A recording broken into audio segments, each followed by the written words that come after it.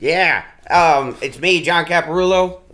Brian Shinanigan here. We're back live from Wise Guys again. We're so tonight. Actually, I'm a little bit I guess on edge more this week because last time I was working out like a set that I'd been working out for a few weeks. You were at the end of the cycle. So I knew I had some stuff with it. I wasn't just gonna go out like this week. So yeah, I really don't know what the fuck's gonna happen. So I'm sure I'll come up with something. And if I don't, you'll never see it. No, but that's the thing. It's it's just always it's weird. I mean, do you have a plan for tonight? Do you know what you're doing? Yeah, really. You have You have you're more organized than I am. Yeah. I have to be. Otherwise, I have that high level anxiety of because then I'm like, all right, how does this beat? Where's my beats of this joke? I gotta. I guess yeah. I have to. I have a few new riffs I've come up since the writing that I'm gonna put into the bit, but at least having those core beats where I know I have to get to this, and then I have to get to this, and I have to get to this. I have to have that, or I'm lost. I guess it took me a few years. It probably took me probably 5, 6, 7 years to get to the point where I just I embraced my laziness and I embraced my ability to sort of procrastinate and my I don't prepare well for a set. I was never one that could I wanted to be a guy who could go, all right, what am I gonna do tonight? Sit down and write it out, or at least mark down some, a set list. Yeah. And some bullet points. It's just, after a while, I was just, just fuck it. I'll figure it out once I get up there. And sometimes that can produce some real magic, and other times it's a fucking shit show, and that's what I'm prepared. That's comedy, baby. Let's roll the dice, goddammit. So yeah. But even that, don't sell yourself short. Writing on stage is a skill. And it is a skill of veteran comics where you can take an idea and you can just go up and just start talking to the audience and working some stuff out. Which definitely is, I'm proud of it when it goes well. But I've watched you do it even when it goes bad, and it's still just, I can see the wheels turning on stage. I can really see just the way you can even riff on the last person that came up and build on that energy, like we talked about last week. That is such an important thing. But it's even if you got nothing, you still got something. You know what I'm saying? It's just, that's what it all, because I've seen it. You've came in here, we've had this discussion before on nights, you're like, I got nothing. And then you go up and you just murder on some riffs. Right, well, sometimes. You do well. Sometimes. You do well on some riffs. You do well on some riffs. Let's just leave it at sometimes. But, so, and then we'll have a couple of, other comics here, Wise Guys tonight, who are going to be, doing their sets, and we're going to talk to them a little bit about their sets, and so we got a show. We got a show, baby. All right, let's fucking do it. So stay tuned, watch the first set, and we'll be right back to gibber some more. Yeah. You guys watch with true crime stuff? You ever watch police interrogations and what's becoming a really lost art is a fucking coherent story. What the fuck? Can anybody just tell some shit that happened? Here's what I hate when people try to tell about a conversation or a fight, and they'll be oh, so he came up, he said, oh, you hit my car, and I was like, no, I didn't. He said, yeah, you did, and blah blah blah blah blah. I'm like, wait, nobody says blah, blah, blah, blah, blah. What the fuck? I hate when people just mull over, blah, blah, blah, blah, blah. Shut the fuck up. Nobody fucking said that shit. Get a fucking story that fucking makes sense, Or 911 operators. Why are 911 operators, do they not know what their job is? It seems like they're all fucking so, caught off guard by somebody, upset on the phone, they're like 911 emergency. Wait, how can I help you? And they're just like, whoa, slow down. Maybe you can, maybe you want to calm down and call back. All right, I understand that you're bleeding, sir, but I have ears too. All right, and I it's like, what the? Why are you saying? Do you think your people are ordering fucking pizzas? Like, I mean, it's you're a 911 operator. Jesus Christ, I love watching, I mean, cop videos, because people are fucking assholes, but cops, I hate when people can't fucking just admit they were wrong about some shit, and, not that cops do that often. Like, you see that video? It was a couple years ago now. It was in Arkansas, because of course it is. And it was this woman. She was it was a pregnant woman. She was in a minivan, and she's driving down the freeway, and she got pulled over for speeding. Like the cop put the lights on, and she was pulling over. She put her fucking hazards on. She's pulling over, and she was she couldn't find a place that was like safe enough to pull over, and so the cop decided to do what's called a pit maneuver. He just fucking flipped her car over, like in the middle of the highway. It's like, I mean, she's upside down in her and she's pregnant in her minivan, and he comes over to the window like, license and registration. She's like, it's like, I can't reach it right now. What the fuck, man? I mean, she's like, why did you flip me over? He's like, well, you were speeding. And she's like, yeah, I can see I was probably presenting a safety hazard. So yeah, thank you for flipping me the fuck over. And he's like, that's called a pit maneuver. Like she's gonna be like, oh well, as long as it has a name, yeah, we're good. I thought you were just being a reckless fucking asshole, but yeah, I mean, as long as there's a professional term for it, you fucking dick. I mean, Jesus Christ, I don't know, people are dicks. Wise guys, nice, man. Thank you guys for supporting light comedy. A lot of sex talk on this show. It's been a weird fucking show. But let me talk about the outcome of sex. So my wife and I, we have a 3-year-old baby boy at the house now. Thank you. Appreciate the one woman that's in heat. Let me rewind myself. I didn't mean to say that we just got a 3-year-old. He's been around for 3 years. He's a good kid.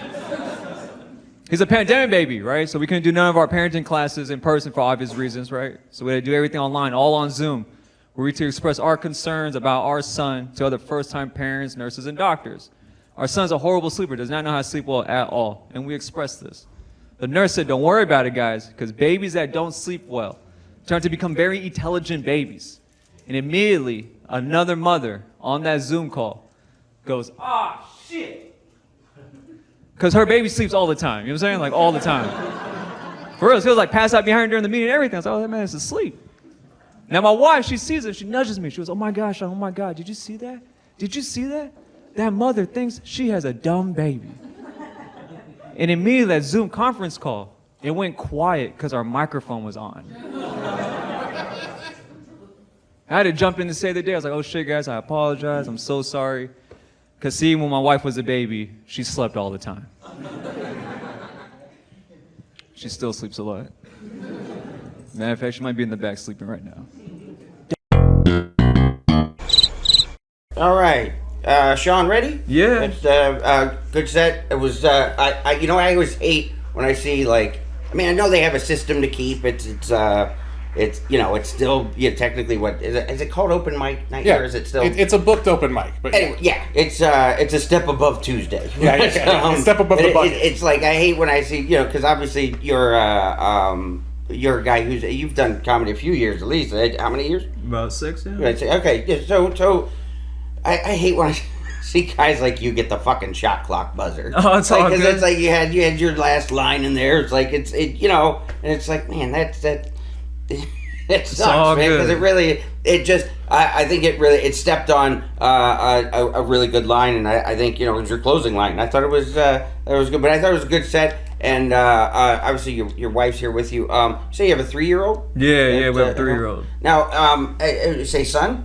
Okay. Yep.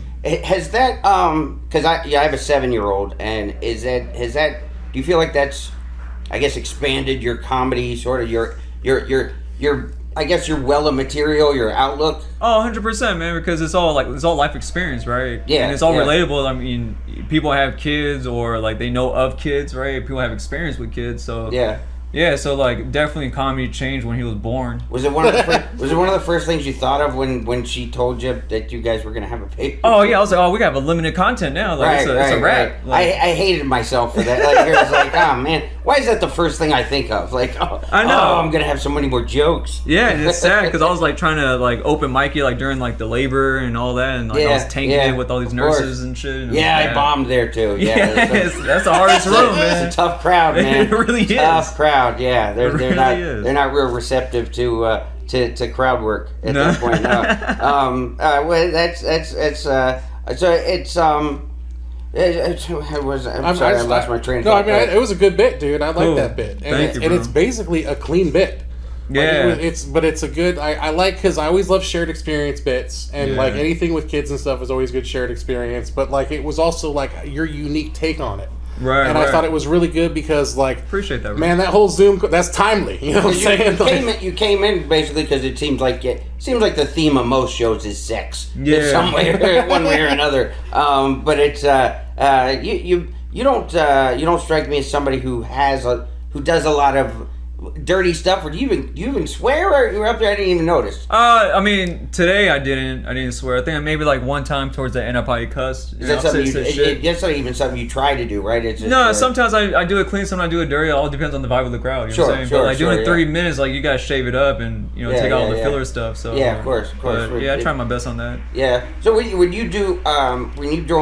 doing a short set like tonight, are you essentially doing like a long, like try to fit a 3 minute bit in there? Or are you trying to shave your other bits down so you can like sort of make up ground? Yeah, sometimes you gotta remove some of the tags or whatnot. Like, you just can't keep tagging it up because you have to be able to cover some ground in that, no matter how long the set. And then for me, like I do a lot of storytelling. Like a lot of my bits are like much longer. So like to be consistently doing like 20, 25s and then be told to do 3. Like it's mind-boggling, like bro. Like I got the email like a couple days ago, and like for like the past 2 days, I'm like, what am I gonna do for 3 minutes? You know what I'm saying? Like I gotta figure this out. You're like so now. used to stretching your legs, yeah. And then you gotta like tighten it up so much. It just felt so foreign, but then that's how we all started too. Yeah, you know? Like that's like it's like going right back. It's like full circle. It's crazy. It's crazy how like we when you start, you're trying to put together that first 3 minute set. Yeah. It's like, fuck, man. Like I don't know if I have 3 minutes of stuff to say, especially if the first thing doesn't go well. Like I'm gonna have to sit in shit soup for the next 2.5 minutes. So just marinate. Yeah, right. So it's like it's so scary, but then it's like after you start to stretch out and start to have longer bits and get more confidence up there. It's like it's amazing how like that 3 minutes is like it's like that, like I mean you get to the point too where we're 10 minutes even. It's like you're like because you just get sort of, it's almost like you what you get accustomed to as far as your rhythm, and your delivery, especially when you're out on the road, you're headlining, you're featuring, whatever, and it's like the timing of everything adjusts. Oh yeah, like I remember seeing guys like when I was at the Comedy Store, like there would be guys who like would do their 3 minute set, like in the potluck open mic. Right. And then when they finally got made a paid regular at the Comedy Store, they I'd watch them on stage in like the main room, and I'm like, that was the exact same set he did for 3 minutes. He just did it a lot. There's just more, that shit out and it was slower. And so much more. Wow, it's amazing. But it was a really good set, man. It's really it was really cool having you on. I hope you come back too. And 100%, bro. That's my goal, talk to you more. Yeah, we'd love to see you do some more stuff, man. But that's good. How many times you done that bit? I mean, I've been working on that one for a while because that one ties into a whole aspect of my set where it's mostly about family and her and then my son, we talk about like just different scenarios. So like that's just a little portion of what my actual whole set is, because most of my sets, like when I do like the longer ones, it's all family based, man. Yeah, like most of it's all family. I've seen. That's why I kind of love a lot of your stuff. It's very relatable, especially for the rooms you're doing. Like that's for that Planet Hollywood crowd. That's family is kind of that one unique thing that no matter what, you can tie everybody together. 100%, some stuff won't land, but the family stuff always lands. Yeah, and there's just a lot of it, and it's just endless content because you're with family every day, man. Yeah. So it's like, and every day something fucking happens. Something happens. We talk about all the time. Like, we gotta go write that down real quick. Like, yeah. But yeah, it's cool, bro. But I appreciate it, man. I appreciate you guys having Thanks me for having us on, man. Sitting I down. hope to see you Cool, again. man. Yeah, I love your comedy, man. I'm glad we Appreciate were it, able to bro. get you Thank on, you. dude. So we'll Yeah, definitely next see you on the pod. Oh, 100%, Good stuff, man. bud. Thank you, bro. It's nice, man. It's nice. Actually, my wife is a private tutor here in Vegas for the youth. One person that supports the teachers in the future. You guys are all just singles up in here. That's what's up. And it's weird, man. I mean, you guys probably agree. Like, you guys go back and you see the youth in your neighborhoods and stuff, and you can probably agree that all the youth, they're dumb as shit. You know? And they need my wife's help, which is ironic. A lot of baby sleepers in here. She comes home, she tells me stories about her students. However, not all the time they're good stories. Like, she told me a story about a 6-year-old Ethiopian girl who she currently tutors that experienced racism for the very first time in her young life. And this is what happened. Her aunt drove 2 days from Texas to visit her and her family here in Vegas for the holidays. They got to go have dinner. They're waiting to get seated. The aunt gets up out of her seat to go and check the menu. She returns, there's another woman in her seat. She goes, "Excuse me, man, that was originally my seat. I'd love to sit down with you, with my family. Is that okay with you?" The lady replies, "No, this is my seat now. Fuck you, go back to the country that you came from." The 6-year-old girl sees this and she goes, "Oh my God, that is so rude. That is so rude. Why would this woman want my aunt to drive 2 days back to Texas?" My wife goes, "Isn't that kind of cute?" I go, "What? No. This 6-year-old girl thinks Texas is a whole other country?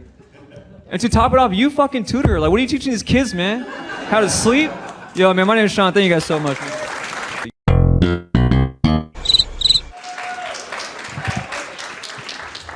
What's up, everybody? Yeah, like he said, my name is Tanner Tuttle. I'm originally born and raised from Cedar City, Utah.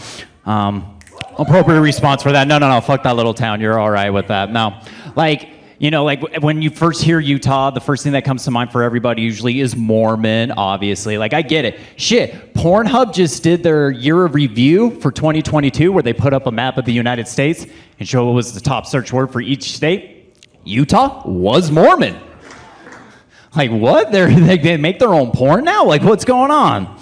So, like, I was like, I'm interested. I'll do the research. Let's look into this. Because I was like, so what is it? Is it instead of the pizza delivery guy, is it a missionary showing up at your doorstep? You know, instead of the BYU co-eds go wild and shit, you know, like, is it like anime and hentai? Is there like multiple, you know, tentacles so the guy can fuck all of his wives at once? Like, what is it? It's not that great, guys. I looked it up. It's just them in their magic underwear doing unholy things to each other's holes. So, yeah, just a bunch of missionaries doing missionary. It's just not that great. A few months ago, I did 2 shows back to back that were naked shows. The second one was in LA in front of a nudist group where they were all naked. I was naked as well. It was different. I've never been to one of those before. I should have done some research about it, because I went in and just fucking almost got kicked out immediately because I treated it like prison. So I walked in, I saw the guy with the biggest stick, and I was like, "Hey, bitch, you're in my seat." And I made for a really awkward car ride home, though. Like, you know, with the headliner, I'm like, "I'm sorry I had to do that to you." I can see why they call you a headliner now, though. That's okay. We'll go with it. Hell yeah, we'll go back on the porn thing, I guess. Like, I like how we're all on that. It seems to be a running theme of the night, you know. Like, it's like I've just noticed, like, more recently, like, women are being more open and honest with what they want in the bedroom, probably because they want to come. I get it, okay? But now, at the same time, like, you're telling what you want and everything, you kind of sound like a bop it in the bedroom, okay? Like, you go in and it's like, "All right, you ready?" Like, "Yeah, let's do this." "All right, pull it, pinch it, twist it, spit on it, pass it." "Pass it?" I was like, "Yeah, that's the only way I can get off. Come on, pass it. We got to keep this going." "Nope, you went too slow." "Ah!" Now you got to start all over for me to come again.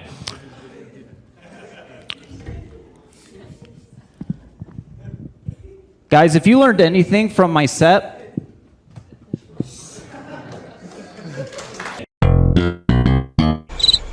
Tanner Tuttle, thanks for joining us. Thank you for having me. Man, you know what? I watched your set, and I I know how you feel about it, of course, but Yeah. I think that. How long have you been doing comedy? I'm about to hit 5 years. That's 5 years. Okay. You know what? That's That's impressive. That's actually thank impressive still, because you know what I thought really for tonight is that you're on too late for you, because you're like the crowd for some reason, just for whatever reason in the time since we just were died in here talking, like something dipped their energy so that your energy is doesn't match. They can't match it. No. So they're it's like it's too good for where they're at right now. They're in kind of a later show surly mood, and it's like you're 7:45 energy right now. And it's like you know, and it kind of got which you know, it's still good. I think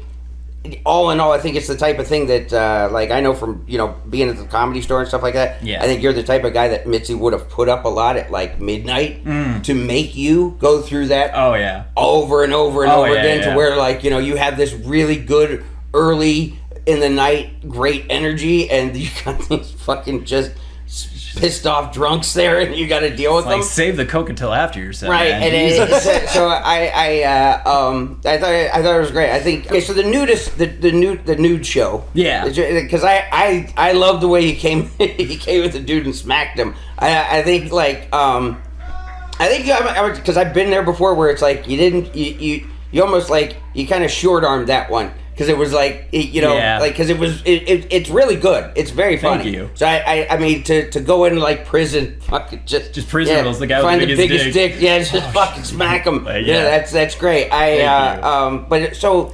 you really did this show though, where everybody's naked. Yeah, really? I did 2 shows back in October. A few of the comics like Chris Waldeck's hosting. We did the Naked Roast Battle at Skankfest. Yeah. So we did that, and I did that as like practice, because then I went to LA and I did a nude show down there called Naked and Not Afraid. So they had comedians, they had different acts.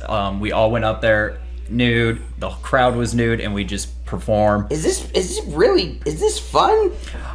I wanted it for the story and just to try it out and something different. Okay. I enjoyed it. It was a good time. Okay. Was it that great? Not really. Now, did you stay naked the whole time, or was it just when you went out on stage? Like, From so coast to everybody's coast? just naked from time to No start? green room? Dude, we got in the car and drove naked. No. You're like, this is our life now. Yeah. No, so like We're committing to this. We got there.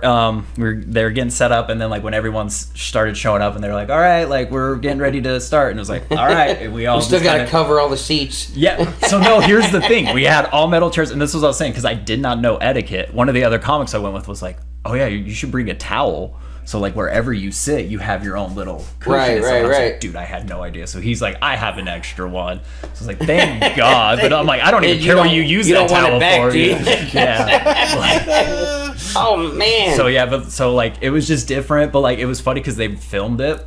So like the film crew was all just clothed, but like everyone else was just in it. But they were super chill. Like they seemed like they've been around it and everything before. It seems like this is a new thing, because I don't remember that ever being presented to me at all when I was, you know, in LA, or, you know, at the point where I was doing a lot of just different shows. Like that never got presented to me, and obviously I don't think anybody would think to present that to me now. I guess they'd ask. No, I don't get asked to do the new shows. No, I'm not. Yeah. You feel like that helped you as a comic grow? Like, were you? Like, when you went, when literally. You got to put, no, god damn it! Oh boys, but it's, but like, you know, it's like one of those things, because I know, you know, over the course of you know, my time in stand-up, I just feel like a lot of those shows that, like, you know, that whether it's like it's uncomfortable, or you're afraid to do it, or side, you know, it just doesn't look like it's going to be a show that you do well, and then you end up getting through it, and it's like, oh wow, that went really well. Yeah. You tend to grow as an artist from it, because you're like, you know, and then like next time, like I just wonder, like the next time you put clothes on, like, you know, did you feel lighter? Like it was easier to do comedy. Just like, I'm like dressed now, so yeah. It's the like, next time I easy. told jokes, I was like, "What's different?" I mean, like, do people do a lot of? I mean, do they just do their sets, or do they? I mean, because you almost have to go in and address your body. Yeah. So like I went up and like immediately I was like, hey guys, don't let this fool you. I'm excited to be here. That was my first thing. Like gotta laugh. I like started I think with like something for me being Utah, and then I have a bit about me going to the gym. Yeah. I was like, yeah, my body like did the gym bit. I have an ass tattoo, so I have a bit about my ass tat. So it was based around like stuff I could show off and then do, and then I like it was just like a 10-minute set or something like. Like because that's what I'm saying. Like because it'd just be hard to I mean, even if you're like, okay, you address your warts and shit like at the start, Your and growths. it's like, look, I know what this is. Here's what's happening here, and then, but then like it's like after that though, it's like I just can't imagine even like getting, it's like into a regular bit, like like so who has a dog? It's like, like trying to get into it.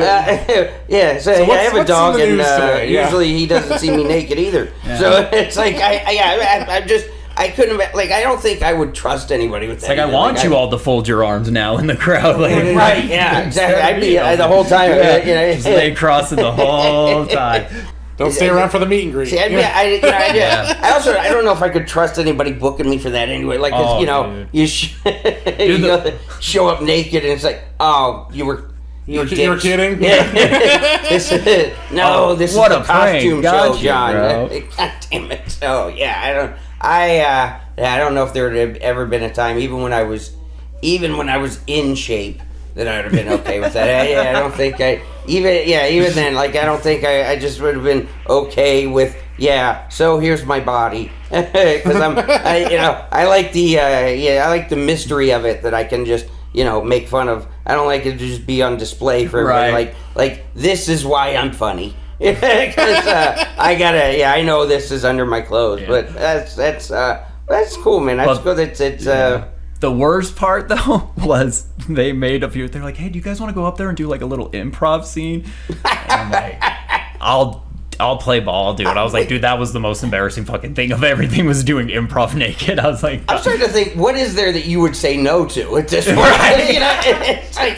I'm pretty. You strike like me I'm as already there. You're naked, pretty much down for whatever. So yeah, dude. it's all For right. comedy, like I mean, why not? All right, for the most part. man. And that's what I meant about your energy. It's a very positive energy, and that's cool. That's really Vegas, cool. It's a very cool energy. Vegas sometimes will drag you down, but it's like I don't know. I feel like I'm like life in general will drag you down. Trust me, but but that's cool, man. I really appreciate you talking to us, and hope you'll come back again, man. Because absolutely. I mean, you wear clothes. That's fine. It's really cold. It's super cold right now. If anybody ever tells you that this is naked, trust me, it's not. So yeah. Clothing mandatory. Oh, I got you. Yeah. Caparulo clothing mandatory. Donuts, I like it. I'm all for it. So yeah, man. We got Tanner, man. Thanks for coming on. Thank you for having me. You're one of my favorite people in town in comedy. Man, Great talking to you. Nobody does puns like you. You're like I said, you're one of the best writers I think in town right now, dude. And you out here grinding. Yeah, you're doing all the clubs. You're working at the LA Comedy Club. You're getting spots there, man. You deserve everything because you are a good comic. Well, thanks for stopping by, man. Thank you again, guys. We'll have you on the pod again for sure. Appreciate you guys, brother. Thanks for coming through. Great talking. Did you ever see that movie Open Water? Like with the couple that got fucking let with the scuba diving? They must have really loved each other too, because it's based on a true story. The couple must have really loved each other too, because the guy gets bit by a shark and his wife just fucking hangs out with him. I don't care who you are. As soon as you start bleeding, that's when I start drifting away. Where are you going? Oh, I just wanted to see if there were boats over here. You take where the water's red, and I'll take the rest of the sea. I mean, it's like I would be praying if I was out there like by myself in the ocean. I'd be praying to see a pod of killer whales. Because if you seen that, like killer whales can fuck sharks up, even great whites. They can fuck up great whites. Like there's even like somebody took a video of it. It's like back in the '90s up by San Francisco. They figured out this thing like the killer whales. Like they swim at them real fast and they knock them like upside down, because like the sharks, like if you flip them over, I guess they get really passive and they just start fucking eating them. They just buck them over and fucking flip the great white over and just start eating them. I mean, first the killer whale says that was a pit maneuver, and then they start eating. Go ahead and chop away. That's fine. Thanks, guys. Enjoy the rest. Well, how'd it go, Cap? Because I really, I had a few vague ideas of what I wanted to do tonight, and I was like, I thought, well, okay, a few of these things, like I've done, like I've recorded for other episodes of Caplet since I've been coming here. But I'm also like, you know what? It doesn't necessarily have to end up as a Caplet so much as like, okay, I'm gonna do it for this because we have much better recording equipment, everything's and it's still for this podcast versus some of that. I don't know if that's gonna end up being a Caplet or maybe I'll get rid of the old one and put that one up. I don't know. Yeah. But it's one of those things where it's like a lot of times with Caplets, it's like I've done so many. There's been so many times like I'll do a Caplet and then the bit just kind of like.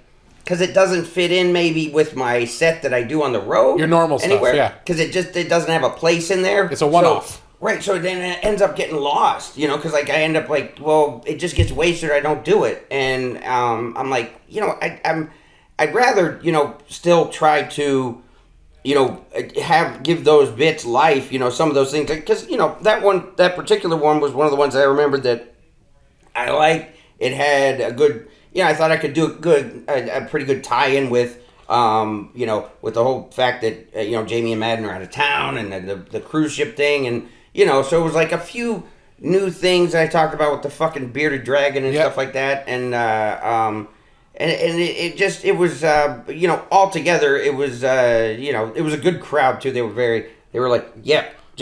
They were on board. They knew I was a good Christian woman, so they were like, let's hang with you. But it was, it was a good set. It wasn't like I hate when I feel like I'm cheating because it's like I wrote all that shit. I did it on one other Caplet, and I'm like, well, let's fucking do it again because I just don't like.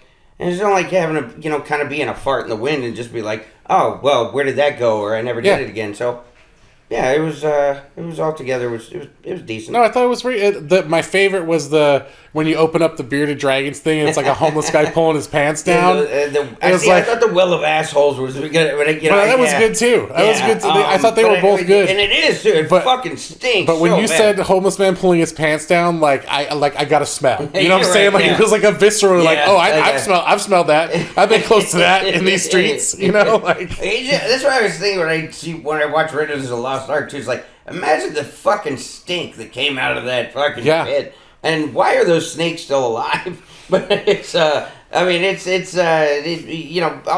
like, I like the thing, like, it's not perfect yet, and it still could use work. The pit maneuver thing and the stuff, like, where I'm talking about, like, with the killer whale, the true crime stuff. I hadn't heard the true crime stuff before. I thought that was pretty good. Crimes, I think I did them in this. I know I did them in the same set before when I did it. Because I knew that I had the callback with the pit maneuver. So it was like it might have been because I heard the police stuff. I heard the police like as a standard bit, but I never heard the true crime front. Yeah. Because you had that whole thing, and then you had the nice, 911 operator stuff about how they're surprised. Right, yeah. And I think I did that better before. I kind of, I couldn't... Sometimes you can't get that out right. It doesn't, it just doesn't flow out right. It was okay, but I still think that there's a lot you could do with that. Yeah, there's stuff to work on. That's what I mean. I it's like, if it doesn't get into, the whole flow of my set that I'm working on the road, I could, run the risk of losing that bit because I just... I forget it or just it's like I haven't thought about it or done it for a while, and then so I like to still work a lot of that. It's so I don't want to just kind of squander all this stuff that I've really that I've worked on and done in a lot of these Caplets over the past year. Because sometimes they just don't fit into the weave of your longer set. Right, and I feel like I can still work on them and still have them.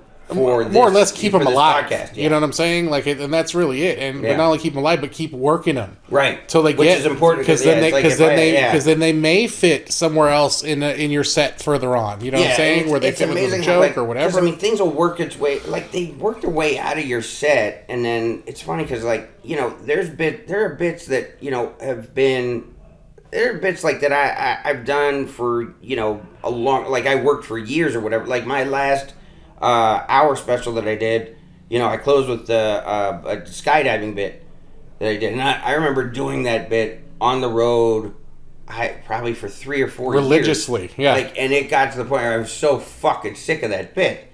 And, but like I thought about it recently, like somebody mentioned it to me or something, and I'm like, yeah, you remember I couldn't it even now. do that bit. Yeah. Because I don't even remember how, like, all the beats and the punchlines that I had in it, because I remember the story that it's based on. It's like, of course, I took my own, like, exaggerations and elaborations with it.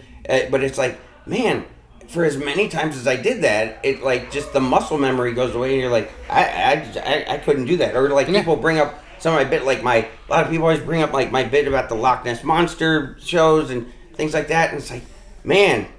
I don't even remember how that bit goes. Anymore, because it's like I don't remember the flow of it and the way I got into it, and it's like it becomes a part of your routine, and then once it gets worked out, it's like it's kind of it's on wax. It's on you put it out, and out somebody there. will come say a line to you, and you're like, okay, Yeah. and they're like, that was your line. I mean, You're like, okay, if you say so. They'll come up and they'll mention a little line or tag or something. I'm like, oh yeah, that was a funny bit, because it's like I forget. Because you really do forget about them, because it's not like I sit around and watch my shit. No. So it's just like people that do like TV and stuff. It's like you don't remember that script. You're already on to the next script. You can't. You You're like, oh, remember when you said in episode 4, blah blah blah? Like, no, I don't remember that at all. Right. Like, I'm sorry. It is. And that's the thing. It's too many words let in my down head for fans, because they become more into it than actually you. Because I remember that when I started, like when I first started meeting like people who wrote on The Simpsons and stuff like that, and I'd be like, remember this episode where they're like, did I write that one? yeah. Motherfucker. And it's like they because they did it and then they move forward, and it's like it's understandable, but it is a letdown as a fan for them not to be. Because you've watched that episode, you've watched that episode 100 times. Right, you know what I'm saying? Right. You're like, you can go, all the beats of that episode. And they're like, yeah, I mean, I wrote it. We did some stuff on that, but it was like once they were done with it, they just moved forward, and that's kind of how it is for me with my stand-up. I've written 300 episodes since then. I'm sorry, I don't remember it. It's like that's over. What else? So yeah. But yeah, so that wraps us up on another episode, man. We did the work again. One more week in the books. Just we're out here doing this comedy week in, week out. Thanks for joining us, you guys. Appreciate it. We will be back next week. Maybe no. We'll be back. Check us out next time. Check us out on Blatheria, and peace. Peace, and we are out.